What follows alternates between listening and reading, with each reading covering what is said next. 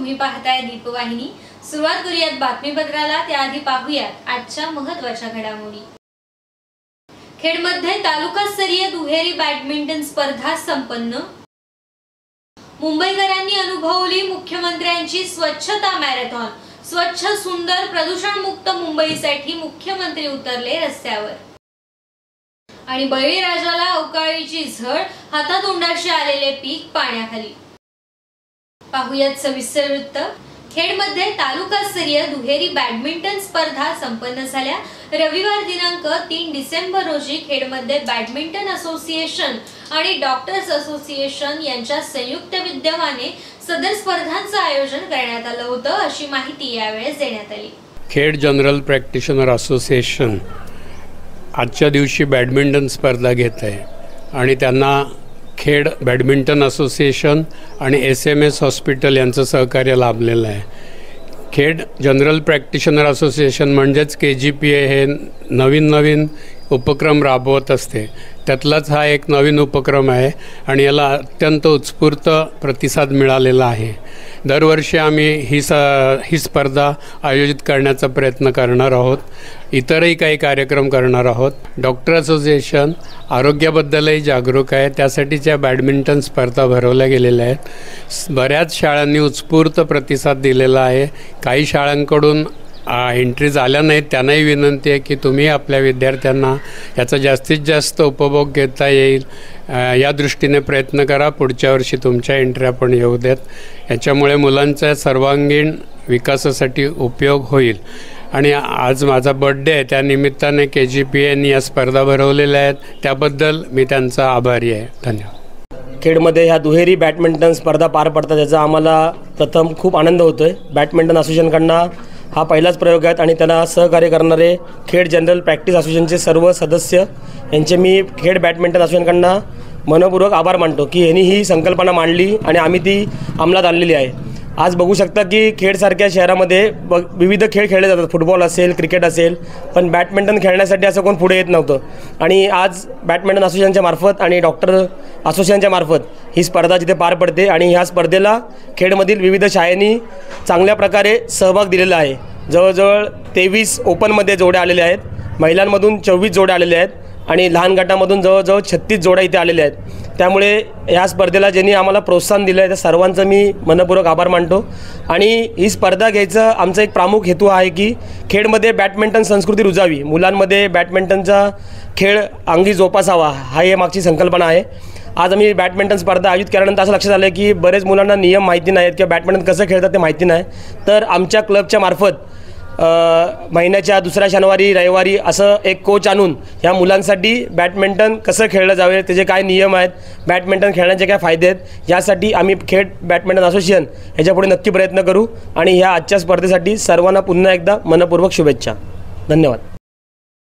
वळूयात पुढच्या बातमीकडे। खेड तालुक्यातील नारंगी नदीजवळ दुचाकी आणि कार यांच्यात अपघात झालाय।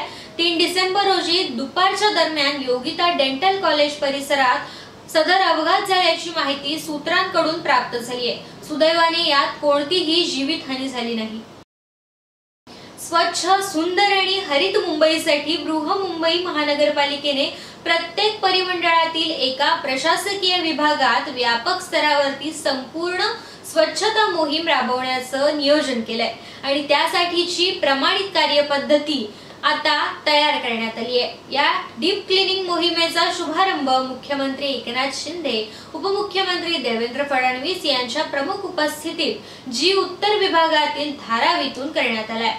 या स्वच्छता मोहिमेत लोकप्रतिनिधींसह समाजातील ख्यातनाम व्यक्ती, उद्योजक, ज्येष्ठ नागरिक, महाविद्यालयातील तरुण, शालेय विद्यार्थी, अशासकीय संस्था, संघटना इत्यादींनी सर्वांनी सहभागी होण्याचे आवाहन मुख्यमंत्र्यांनी केले।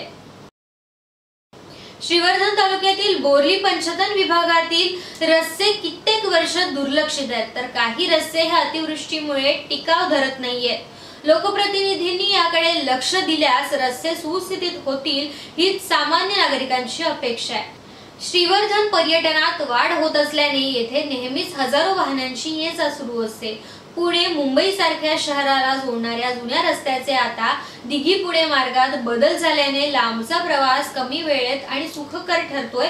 मात्र येथील दिवेआगार पर्यटन स्थळाच्या रस्त्यांवर पोहोचल्यावर खड्डेमय रस्त्यांमुळे वाहनधारकांना वाहन चालवताना तारेवरची कसरत करावी लागते।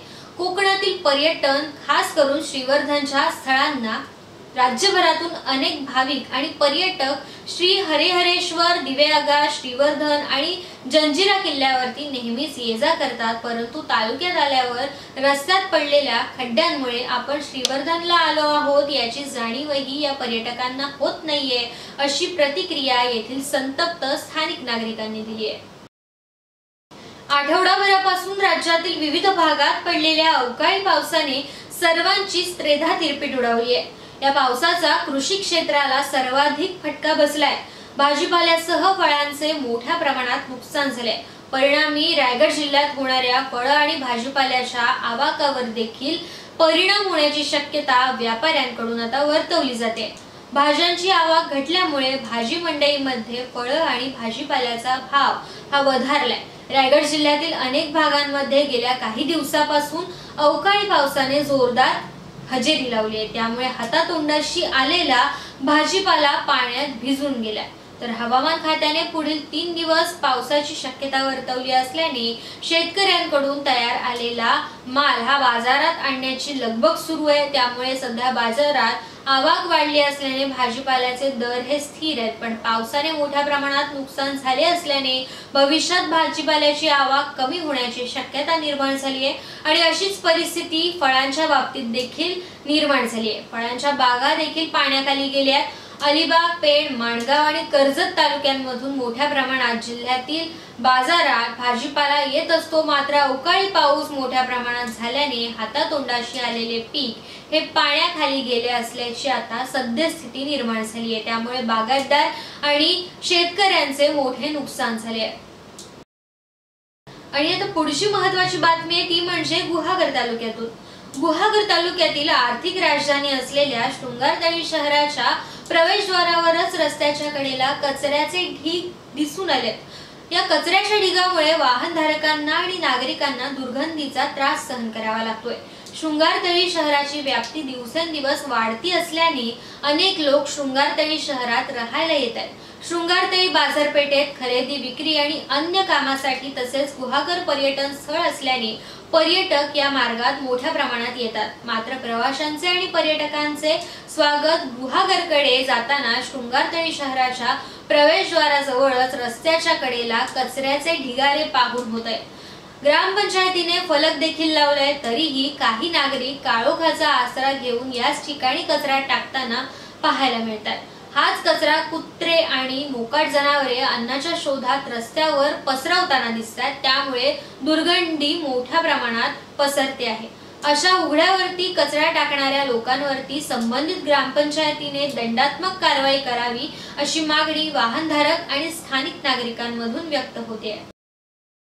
घेऊयात एक छोटीशी विश्रांती। तुम्ही पाहत रहा दीपवाहिनी। पीटर इंग्लंड मध्ये ग्लोबल फॅशन कलेक्शन 699 रुपयापासून सुरू। विविध रंगाच्या आणि डिझाईनच्या टाय आणि बेल्ट उपलब्ध।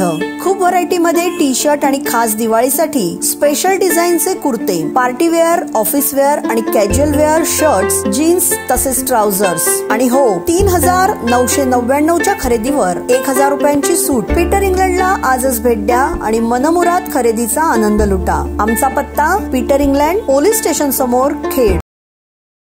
विश्रांतीनंतर तुमचं पुन्हा एकदा स्वागत। तुम्ही पाहताय दीपवाहिनी। मुख्यमंत्री एकनाथ शिंदे यांनी बृहमुंबई महानगरपालिकेच्या शीव म्हणजेच सायन येथील लोकमान्य टिळक रुग्णालयाला भेट देऊन वैद्यकीय सेवेचा आढावा घेतलाय। ट्रॉमा केअर तसेच सामान्य कक्षातील रुग्णांची विचारपूस करून औषधोपचाराची माहिती देखील घेतली आहे। यावेळी मुख्यमंत्र्यांनी रुग्णांच्या नातेवाईकांशी संवाद साधलाय। येथील रुग्णालयाच्या स्वयंपाकगृहाला भेट देऊन तेथील खाद्यपदार्थ आणि अन्नपदार्थांची मुख्यमंत्री एकनाथ शिंदे यांनी पाहणी केली। बृहमुंबई महानगरपालिकेच्या संपूर्ण स्वच्छता अभियानाच्या शुभारंभापूर्वी मुख्यमंत्री एकनाथ शिंदे यांनी लोकमान्य टिळक रुग्णालय परिसरात भारतरत्न डॉक्टर बाबासाहेब आंबेडकर यांच्या पुतळ्याला पुष्पहार अर्पण करून अभिवादन देखील केलं। तर भारतीय राज्यघटनेचे शिल्पकार भारतरत्न डॉक्टर बाबासाहेब आंबेडकर यांच्या महापरिनिर्वाण दिनी त्यांना अभिवादन करण्यासाठी चैत्यभूमीवर येणाऱ्या अनुयायांकरता केलेल्या सोयी आणि सुविधांचा मुख्यमंत्री एकनाथ शिंदे यांनी आज आढावा घेतलाय। दादर येथील चैत्यभूमीला मुख्यमंत्र्यांनी भेट देऊन डॉक्टर महामानव बाबासाहेब आंबेडकर यांना अभिवादन केलंय। बृहमुंबई महानगरपालिकेने केलेल्या तयारीची पाहणी करून शिवाजी पार्क येथे उभारण्यात आलेल्या निवारा केंद्रांना देखील भेट दिली। तेथे उपस्थित असलेल्या अनुयायांची विचारपूस करून सुविधांची माहिती घेतली। पालकमंत्री दीपक केसरकर, आमदार सदा सरवणकर, मुंबई महानगरपालिकेच्या अतिरिक्त आयुक्त अश्विनी भिडे, सुधाकर शिंदे, डॉक्टर बाबासाहेब आंबेडकर महापरिनिर्वाण दिन समितीचे सरचिटणीस नागसेन कांबळे हे यावेळी उपस्थित होते। 6 डिसेंबरला भारतरत्न परमपूज्य डॉक्टर बाबासाहेब आंबेडकर यांचं महापरिनिर्वाण दिन आणि लाखो बाबासाहेबांचे अनुयायी या मुंबईत बाबासाहेबांना वंदन करायला, नम्र अभिवादन करायला येतात। त्यांची कुठेही गैरसोय होऊ नये, अडचण येऊ नये, त्यांना या ठिकाणी सर्व सोयी सुविधा उपलब्ध असल्या पाहिजे यासाठी राज्य सरकार आणि मुंबई महापालिका या ठिकाणी आणि आपली जी चैत्यभूमीची बाबासाहेबांची जे काही अनुयायी आहेत ते सर्वजण मिळून हे काम करत असतात आणि त्याची पूर्वतयारी बघण्यासाठी मी स्वतः आणि पालकमंत्री, आमदार या ठिकाणी आलेले आहेत। मुंबई महापालिकेने अतिशय उत्तम व्यवस्था गेल्या वर्षी केली होती, त्याहीपेक्षा उत्तम व्यवस्था यावर्षी होईल। बैठक देखील आपली चैत्यभूमी कमिटी आणि मुंबई महापालिका आणि सर्व यंत्रणांच्या बरोबर झाली। त्यामध्ये सर्व आढावा घेतला गेला, कुठं कुठं काय काय करण्याची आवश्यकता आहे या सगळ्यावर चर्चा झाली। कायदा सुव्यवस्था, स्वच्छता, येणाऱ्या लोकांची व्यवस्था, इथे पिण्याच्या पाण्याची व्यवस्था, मोबाईल टॉयलेटची व्यवस्था, जेवणाची व्यवस्था, या सगळ्या बाबी यामध्ये प्रकर्षाने त्याचा सर्व अंतर्भाव या ठिकाणी केला जाईल आणि त्याचा एक आढावा आज धावता आपण घेतो आहे। त्यामुळे मला वाटतं बाबासाहेबांच्या अनुयायांना, लाखो लोकांना कुठली गैरसोय 6 डिसेंबरला होणार नाही याची पुरेपूर खबरदारी आणि काळजी आम्ही घेतो। आपली मुंबई स्वच्छ, सुंदर, प्रदूषणमुक्त करण्याचा ध्यास घेतलेल्या मुख्यमंत्री एकनाथ शिंदे यांनी सकाळपासूनच कामाला सुरुवात केली। मुंबईतील विविध ठिकाणांना भेटी देत त्यांनी डीप क्लीन मोहिमेचा शुभारंभ केला। सायन, धारावी, कमला नेहरू पार्क, बाणगंगा, DIT चाळ परिसर आणि भागांना भेट देत मुख्यमंत्री एकनाथ शिंदे यांनी सुरू केलेली स्वच्छतेची मॅरेथॉन जवळपास 6 तास सुरू होती। या भेटीत मुख्यमंत्र्यांनी अंतर्गत असलेले रस्ते, गटारे, नाले सफाई आणि रस्त्यांची सफाई करणाऱ्या कामगारांची विचारपूस देखील केली आणि त्यांच्याशी संवाद देखील साधलाय। सफाई कामगार हे मुंबईचे खरे हिरो आहेत असे गौरवोद्गार देखील यावेळी मुख्यमंत्री एकनाथ शिंदे यांनी काढले। अशाच महत्त्वाच्या घडामोडी सविस्तर पाहण्यासाठी आजच दीपवाहिनीच्या YouTube चॅनलला सबस्क्राइब करा आणि खाली दिलेल्या बेल आयकॉनवरती प्रेस करा।